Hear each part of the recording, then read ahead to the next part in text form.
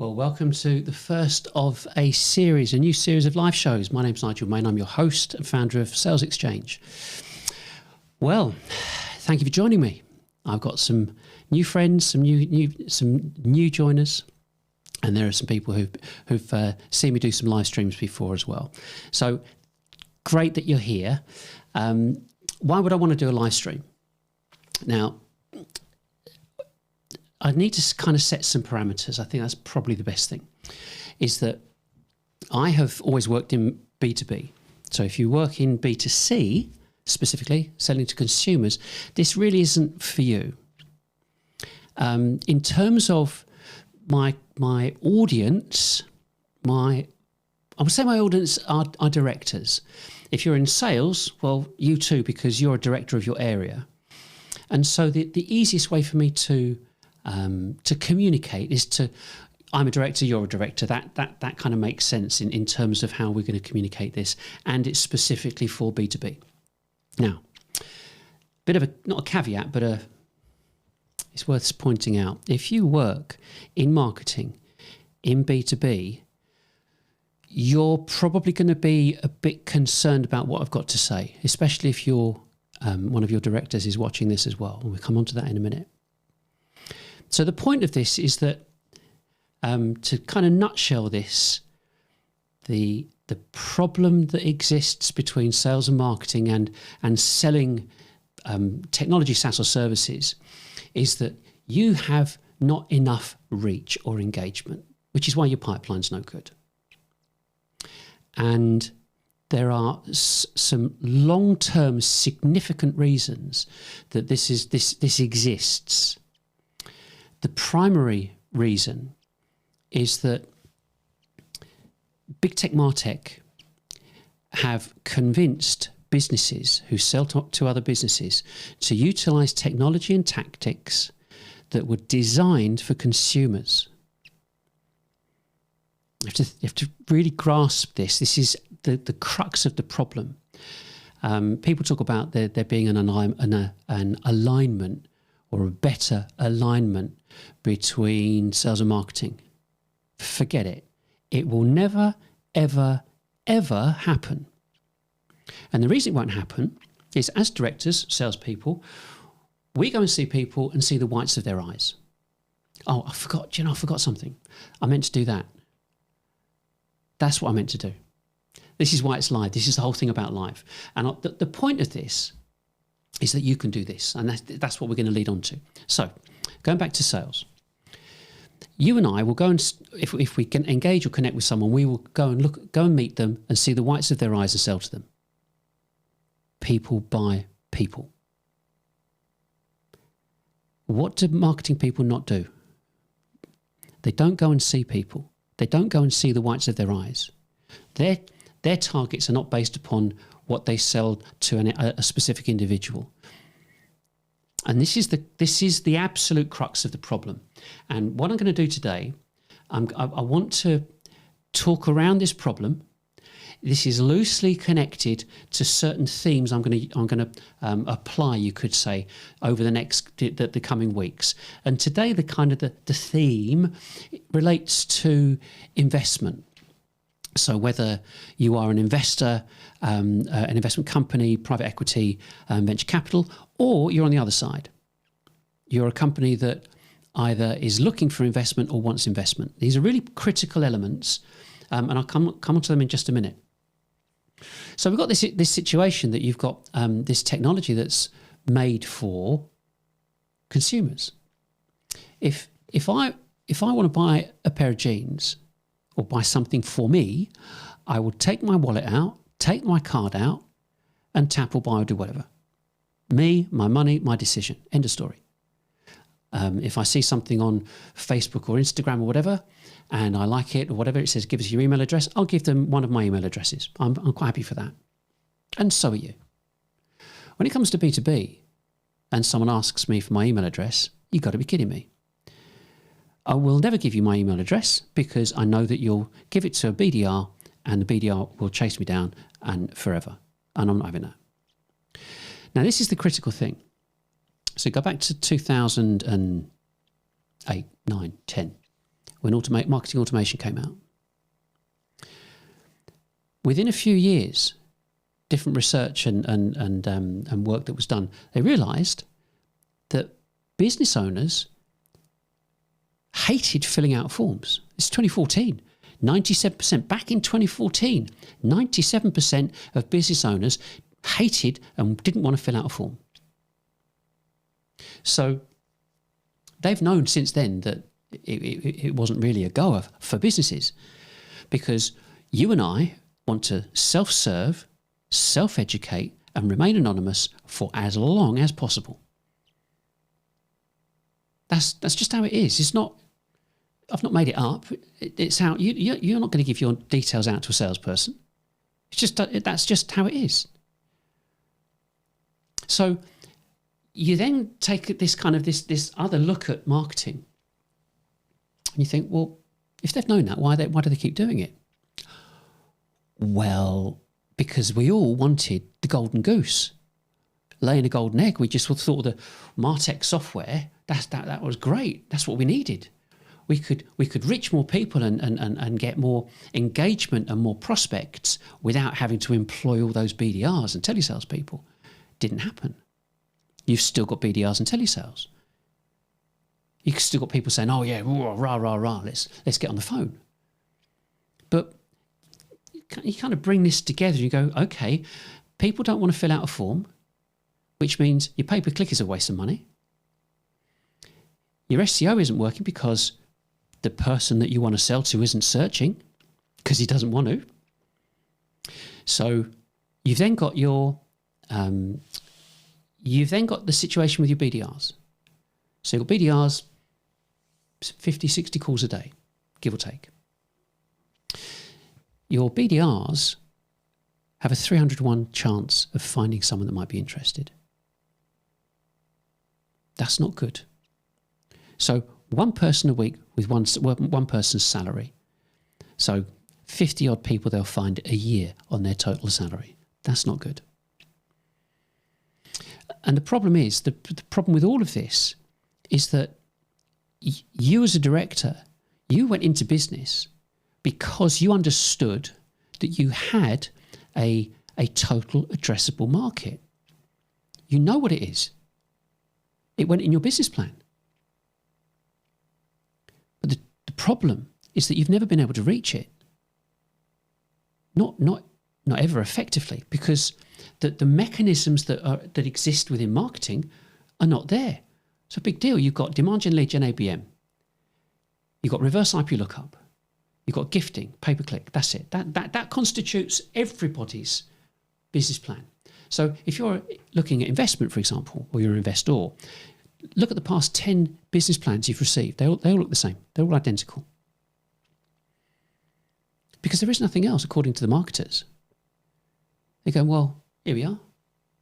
If you know of Seth Godin, he's a quite a well-known author and speaker and so on, to do with digital marketing, but to do with consumer land, as well, predominantly. And he said, like a few years ago, the average tenure of CMOs is about 18 months. 3 months to get the plan set up, 12 months to try and execute it, and 3 months to find a new job. And it's been going on for years. Fact. And the trouble is, you go back to this golden goose. If we have all been sold to, constantly sold to. I've got, let me show you this. I've got this, there's this guy here. He wrote this book, Daniel Kahneman. And there are two ways to think, fast and you think slow. Fast is reactionary, is instinctive. And slow is considered and researched, you could say. So you've got these two things here. You've got fast and slow. We go with fast. He mentions specifically about marketing, that marketing messages are meant to be repetitive because then you think you're doing something instinctive or instinctively. Now look at marketing automation, everything to do with marketing automation, all the software that you've got. And the reason I say all the software you've got, and I might bounce around here and come back to it, because this show, this series, I haven't got an end date, so it's just ongoing. I'm just looking to do this every Thursday. This is a conversation. I have no expectation of me finishing this show and saying, see you next week, and you've called me up straight away. I expect you to go, oh, what did we just listen to? This is shocking. And it is shocking because I'm saying fire everybody in marketing. Get rid of them. Get rid of your BDRs. Get rid of all your marketing people. They're a complete and utter waste of time, effort and money. Do that, you just become profitable. So you've got this issue with your marketing. We all buy the same software. There are 30,000 different SaaS platforms, give or take, around the world. Half of them are marketing. A recent survey, they said that businesses have an average of between 34 and 72 software platforms that they pay for, SaaS platforms. And half of them are marketing related. So combining this repetition, who are the MarTech people selling to? They ain't selling to you because you won't see them. Back to the remaining anonymous. They're not selling to you. They don't need to sell to you. They sell to your marketers. They sell to your CMOs. So big tech MarTech sell to the marketing departments within companies, and they look at you and go, well, you know, if you want to make some money, if you want to be successful, you're going to have to buy the software. And then you get the CFOs controlling the marketing budgets. You think, wait a second. Why is a CFO getting involved in marketing? How would he know whether one bit of software should be used or over another? He doesn't care. He just goes, well, actually, the ROI on all of it's rubbish. It always has been. Everywhere I've worked, it's always been rubbish. I don't need to look at it. So we can dispense with that or dispense with that to keep the costs down. It doesn't make any difference. And the marketers go away and sulk. But that's all. So there is a critical, fundamental problem within the business. Every business. Is that the marketers are the unpaid salespeople for big tech MarTech. And there's, I mentioned someone the other day, there's two responses. Some people are going to go, God, I've never looked at this way before. I didn't realise, but no, it sounds like it sounds about right. You've got the other lot, the other people, other group of people who want to fight me and protect what they've been doing and justify what they've been doing and say, well, not having you say to me that I've got it wrong. I'm not having you tell me that someone stitched me up. I haven't necessarily stitched you up. They just got you to buy a promise. It was always buying a promise. And that's marketing, isn't it? Repetition on television, go to Tesco's, it's all at eye level, hand level, go and put it in the basket. It's all the same thing, it's no different. And so businesses have persistently wanted to reach a greater market, always. You know your total addressable market. You've never been able to reach it because the people that should be doing it don't know how to, because they're just doing what they've been told, almost parrot fashion, by big tech MarTech. So it's a big problem, not unsurmountable, but it's a big problem, and that's what's been going on. And then you have situations. We've got this camera angle for effect. Then you've got the situation of bringing sales and marketing closer together. It won't happen because they're both at odds with each other. Always have been. So the point comes down to, so what are we supposed to do? You've got these fundamental problems. Your job, your role as director, was to get other people, other businesses to know, like, and trust you. That was it. You employed salespeople to go and do the same. The market came along and they got bigger and bigger and bigger. They now take something like, on average, about 10% of your total budget. You look at the ROI. It's pitiful. And there are a variety of, you could say, not fundamental, they are fundamental, because there are things that we have been told again and again and again that we adhere to. Me too. Don't think I'm sitting here going, oh, I'm so clever. I never did that. I absolutely did it. Of course I did. Bit of background with me. I've been doing this for nearly 4 decades. Next year, 4 decades. I've been selling direct. I know I look really young, but 4 decades. So I've done the direct selling. I've done the cold calling, the door knocking, the yellow pages, card index boxes, CRM software to integration, and then integration to marketing automation solutions. And it was kind of around about that time, 2009-ish. I've gone, right, I'm not doing what I want to do. I'm not achieving what I want to achieve. And I was doing 200 grand per person per annum. I didn't know that was any good. Now look at the average in the UK. 100 grand, 100, 120, give or take. I looked at 75 of the largest software companies.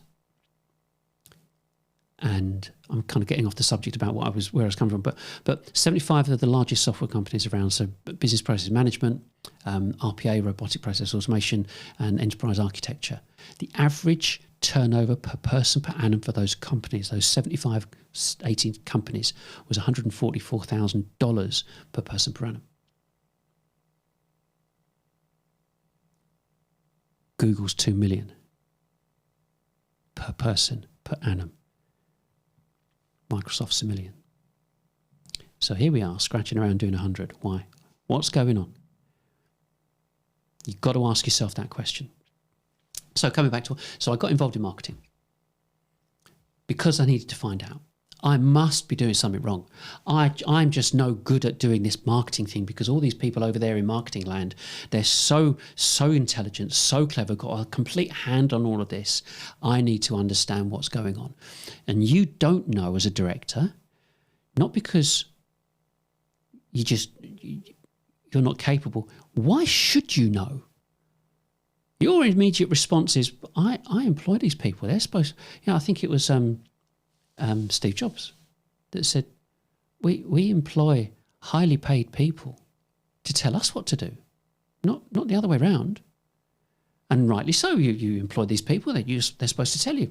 But when I now turn around and say, well, actually, they're not going to like me for this, but they haven't done any research in 20 years. They don't care. Why should they care? You're paying them. You're getting a salary. 80, 100, 120, 150, who cares? Whatever it is, doesn't matter. It's irrelevant. They're still not doing the business because you're firing them. You're firing them. I'm not. I'm saying there's a problem here. And if you have a kind of an entrepreneurial mindset, you're going to go, there's got to be an angle. There has to be an angle to be able to make this work. And this is it. Let me explain. So you started your business and you got involved in sales and so on, based upon the fact that you knew who your total addressable market was. So let's kind of do a bit of maths very quickly. In the UK, between 10 and 50 employees is 212,000, give or take. That's 10 to 50, call it 200,000. 50 to 250, 136,000. 250 and above, 8,000. So they're all the so it's like 250,000 companies we can sell to, give or take, however big they are. So you know who your total addressable market are. You know the size of the business. That's all you need to know. You don't need to know anything else. Size of business and vertical. That's it. You don't need your Zoom info and all the other stuff that goes around. What's the point? Because ABM said to go and get Zoom info or Dun & Bradstreet or whoever. And then blend that with your lead forensics and Candy. And a bit of, what's the other? Oh, gifting. Oh, what an amazing thing to introduce to businesses.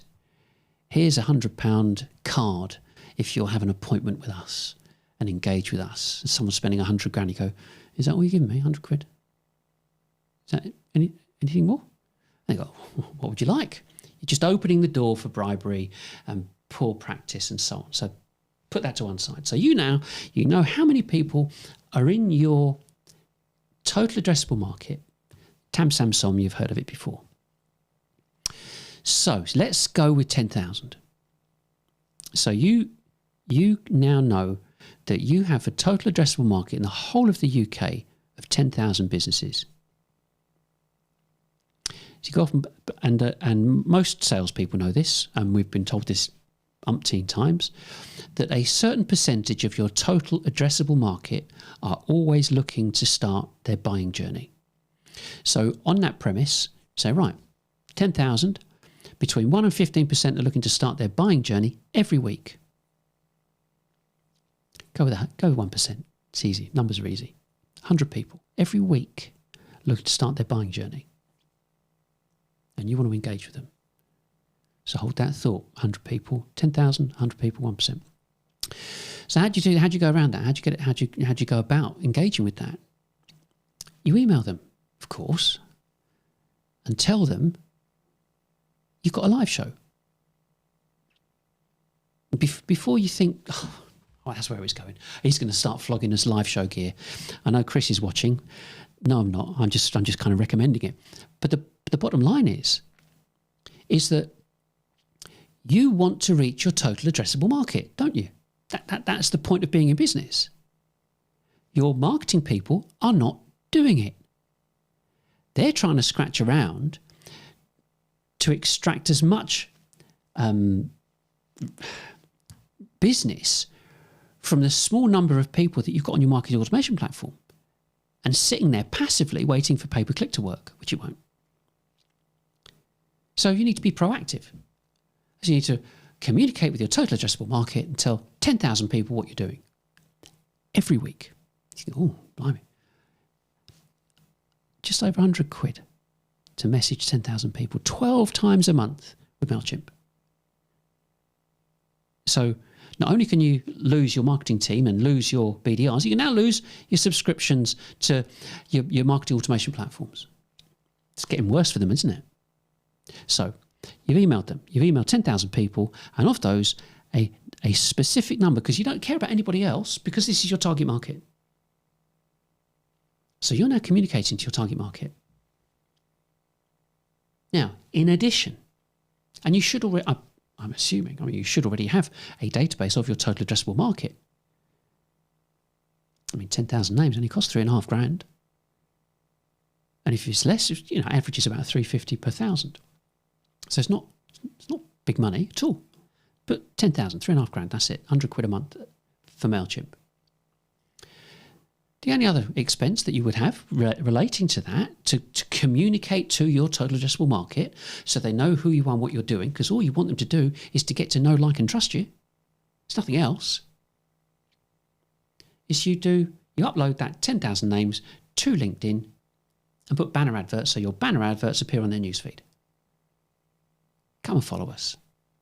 Have a look what we're doing. Put on a live show. You've got salespeople that are gregarious and outgoing, affable, funny. Yeah? You've already got people that could sit in front of the camera. They sit in front of people. They would sit in front of people every single day of the week, give them half the chance, but they just don't. And that's one of the critical factors that you have to look at. How much time do your salespeople, or do you as salespeople, or to people in your company, how much time do your people sit in front of genuine, active prospects who you know unequivocally are looking to buy? It probably breaks down to minutes and not hours. Because they're elusive. You can't, no one wants to meet you because they want to remain anonymous. There's you've all heard of Gartner. So I was following this guy in Gartner, a very, I don't know what the title was, like very senior or super senior or chief, I don't know, VP of to do with sales and marketing related stuff. He'd been there 20 years. And he did this article for Harvard Business Review and said, actually, all the demand gen, lead gen, ABM stuff doesn't work. You've got to be transparent. You've got to give your prospects everything they need so they can self-serve, self-educate, and remain anonymous until they're ready to buy from you. And then he left. So he's spent 25 years towing a party line, does an article, Harvard Business Review, then leaves. I mean, I'm in agreement. So the point here is this is not rocket science, but it is a square peg in a round hole, because if you're trying to do something that relates to the consumer industry and everything within it, trying to make that work here, it's not going to work. It cannot work, because your first port of call, the first thing you want to know, what's the ROI? Don't care what it is. What is the ROI? I don't care what the product is. I mean, what's the ROI? If you buy a pair of trainers, you go, oh, they look good on me. Job done. But when it comes to business, your immediate, your go-to place is, what is the ROI? Is it going to make me money? I don't care about saving money to an extent. You can only save so much. People say, I'm going to save you money. But how much money is it going to make? You're in business to make money. You're not a social service to employ lots and lots of people. You're there to make money. And that's what this is about. People want to see you. They want to get to know, like, and trust you. And the way that you have no choice in this, you must be authentic when you get to the point of greeting them. There's no choice. There's no choice. So how do you orchestrate something like this? So you think, I know this, I know a company, there's about 400 people in it. And a sales director, one of the sales directors, spoke to the CMO about this type of approach. And the CMO's response was, we're too small. And I'm thinking, God, I feel sorry for this company. Too small.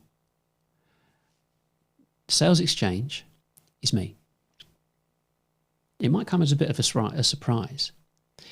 I'd like you to go and have a look at the website, of course, and there's a specific reason for that. I'll show you one of the things that we've got on there is that particular page it provides links to absolutely everything that you need in the sequence in which you need them to orchestrate all of this. Cameras, mics, and lights. That's it. I'll show you this. Where are we? Let's go to there. We go to this one here. Okay. This is the kit. I've got a couple of cameras here. You can see one there, but there's one a bit further back. Light, tech. There you go, Chris. We're using it all. I'm showing it off. By the way, the guy Chris, he works for a company called Blackmagic, and that's the kit that we use here and here. And that all the cameras plug into here, and it enables me to switch them here. And this is the background, and this does the thing that's called the lower thirds, and so on. So the point of this, the whole point of this is, well, you can do it. If I can do it, you can do it. You've got, especially with technology now, autofocus, auto setup, auto this, that, and the other. I press one button, and I'm streaming to LinkedIn, Facebook, and YouTube all at the same time, with a potential audience of 7,500 people. Too small. We've got 400 staff, and this is just me. I mean, the thing is about this, I mentioned about authenticity before, is that if I make a mistake, I make a mistake. You bang the mic, or you do this, or or the wrong thing comes up, and it's not about the mistakes. It's like, well, I bet he's not happy about that, or he's gone. I can see he's gone all red. Whatever. And the point is that, is it complicated? Turning on lights, I've got a light up there. So I've got this light on here. Not so much light over here, so I've got a bit of a shadow. I've got a light behind there, it's called a hair light. There are just some things that you need to know. I mean, we'll show you how to do it. But there's some things you need to know, and you set a studio up in your office. because lots of people are working from home, right? So you've got the space. So when I'm thinking of it, because this is live, let's just go back to investment. If you looked at like I said, you look at the past 10 business plans, they're all the same.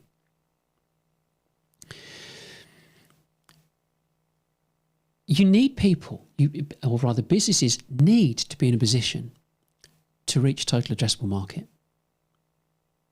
You've got high net worth individuals that are putting this money up for investment and they expect a return. Sadly, they don't get one because they're always waiting for unicorns because they have to, because not enough. I mean, 40, like I said before, 40% go bust, 75% don't reach their targets, their own targets that's on their business plan, and 95 don't make a return investment for the investors. So there's got to be a change. But the simplest way of looking at this is that you have been, we have been indoctrinated to sell one-to-one across the board. And this is one-to-many. Now there's some other things that come into play when it comes to how you appear online. People get all flappy about pay-per-click and SEO. Waste of time. Complete waste of time. Because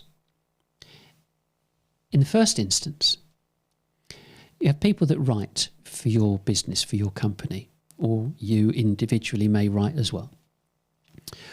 What constitutes a good document? And the response typically is, well, if I like it or not. Okay, that's fair enough. Google don't look at it like that. Google expect your articles, because you do not have a blog. I'm telling you now. You don't have a blog.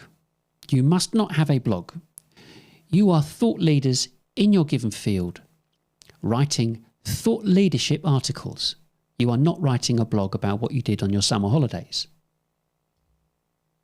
or recipes, or motocross bikes. You're writing to educate your audience how they can obtain and achieve a return on investment buying your product. Okay? You do not have a blog.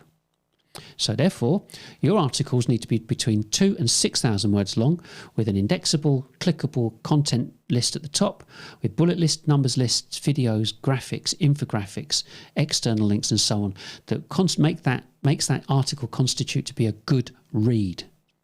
And it must entail and include EEAT, expertise, experience, authority, and trust. You put all of that in there. So you've got this great document. What do you do with it? Put it behind a form.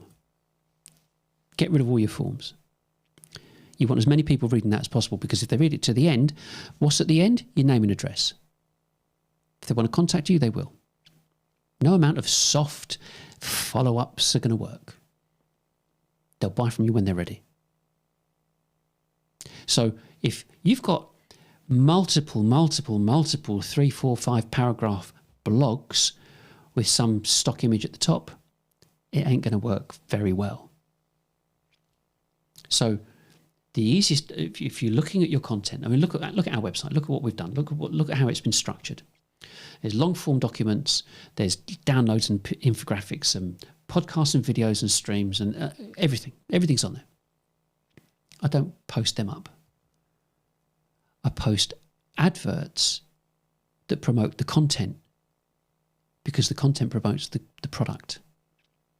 So if you're looking to get out on social media, you need to be promoting your content, not your product.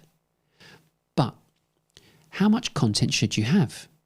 Well, actually, not very much. Don't need very much. You just need the right stuff out there, because you can have 5, 10, 15, 20 adverts for one piece of content.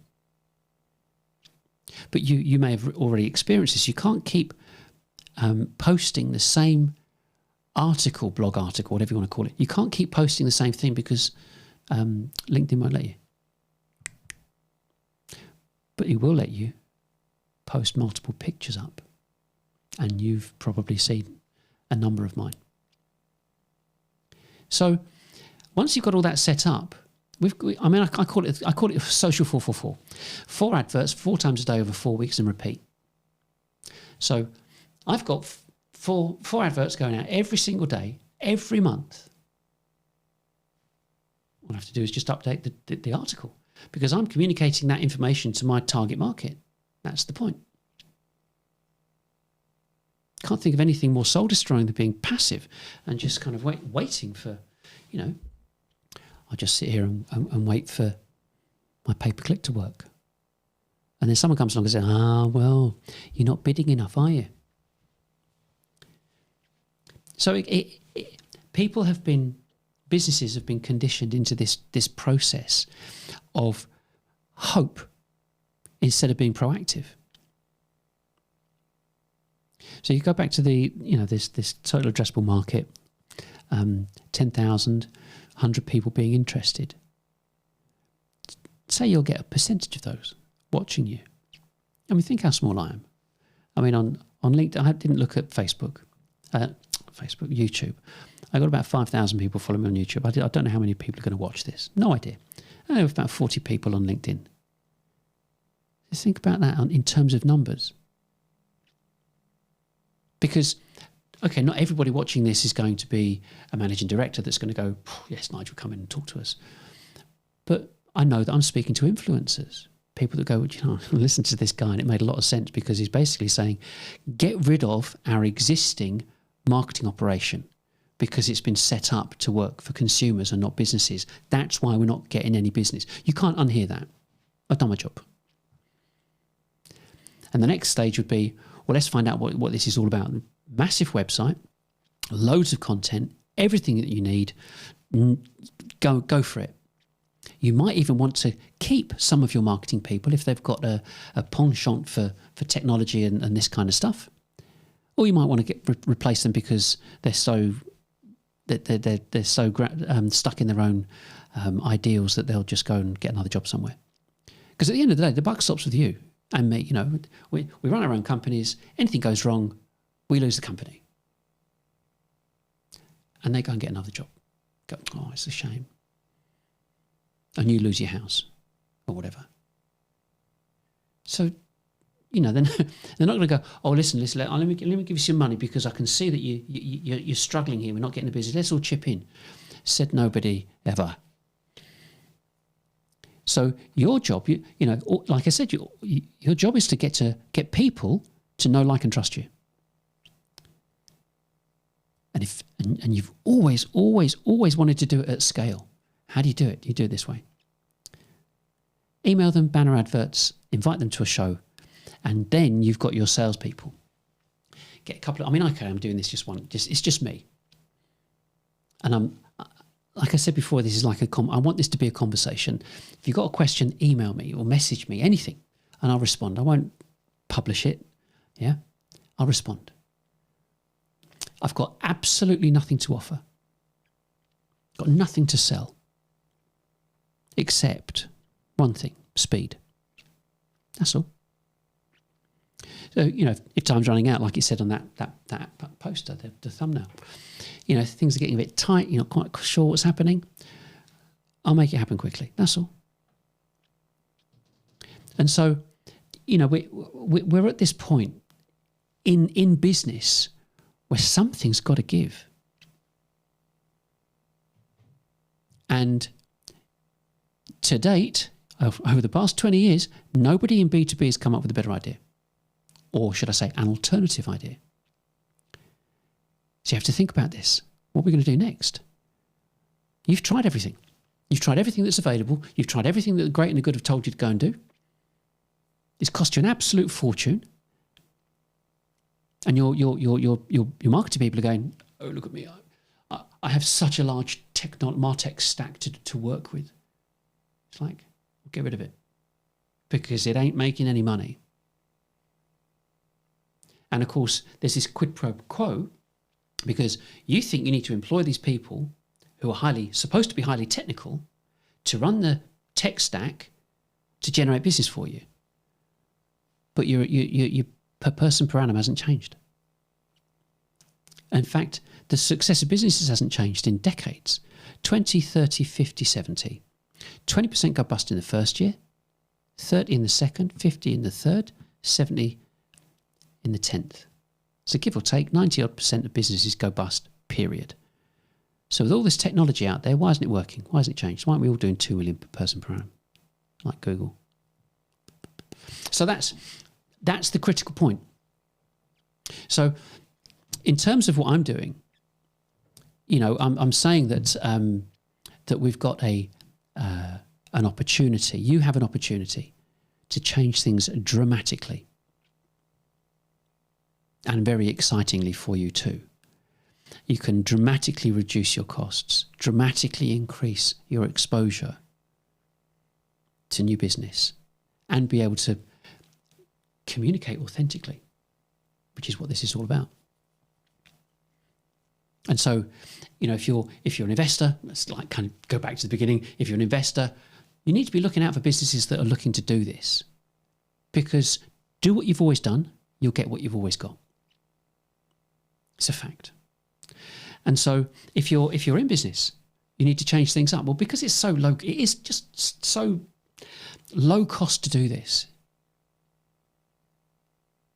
that any company can do it of any size. Just prepare your content in advance. That's all you have to do. And if you're really that nervous, do it in parallel to what you're doing at the moment before you get rid of everybody else. Give them an opportunity to save their jobs. And I'm serious. I'm absolutely deadly serious. Because nobody's going to come to your rescue. Not ever. They never have. They'll asset strip you, but nobody's going to come to your rescue. This is the only surefire way of making this happen and reaching a total addressable market. And I'm just talking the UK. You could be an international company. You could do the same thing and reach everybody everywhere all at once. All you need is the data to message them and say, this is what we're doing. So I think I've been speaking for about 3/4 of an hour. I could probably speak for England. But the critical thing is that this is the starting point. This isn't, and now I'm going to show loads of slides and convert this into and make it a webinar. No, this is live. Yeah. And I'm going to be here again next week, and the week after, and the week after. And you'll go away and think about this, I hope. And you think, well, what about this? And how do we do this? And maybe you need to look at us. But the point is that this is potentially the most exciting time that could ever happen for your company, because your competition are not doing it. I only know a certain number of people, 6 degrees of separation, all that. So your competition aren't listening to this. So it's something to think about. So that's it from me. That is it from me. I'm just thinking, have I got anything else that I missed? I don't think so. Next week, we're going to be talking about SMEs and giants. And one size doesn't fit all, and there are different ways of doing things. And so we'll touch on that. But it's to create this conversation. Nobody else out there. There's nobody else out there talking about new business generation specifically for B2B as I'm doing, because I've done my homework. So that's it. That's kind of the first foray, you could say, into looking at live streaming. And there's a really specific reason for streaming. I could have done a video, but you wouldn't get the warts and all. I wouldn't get the knock on the door saying you've been talking for 45 minutes. But it's authentic. And if you've got 2 people, the most popular videos that appear to do with businesses are 2 people talking to each other in different locations, headphones on and everything else. Person 1, person 2, talking and just having a conversation. They're the most popular. So if you've got a couple of your salespeople or a couple of directors sitting in front of the camera talking about what you're doing, people want to be, it's part of our human condition. We want to be engaged with people. We want to see what they're talking about. And if we're all sitting at home, like lots of people are, watching something like this changes it. So anyway, that's it from me. If you've got any questions, you can message me privately. There's an email address is going to come up in a second. And I hope you join me next week. That's it. Bye for now.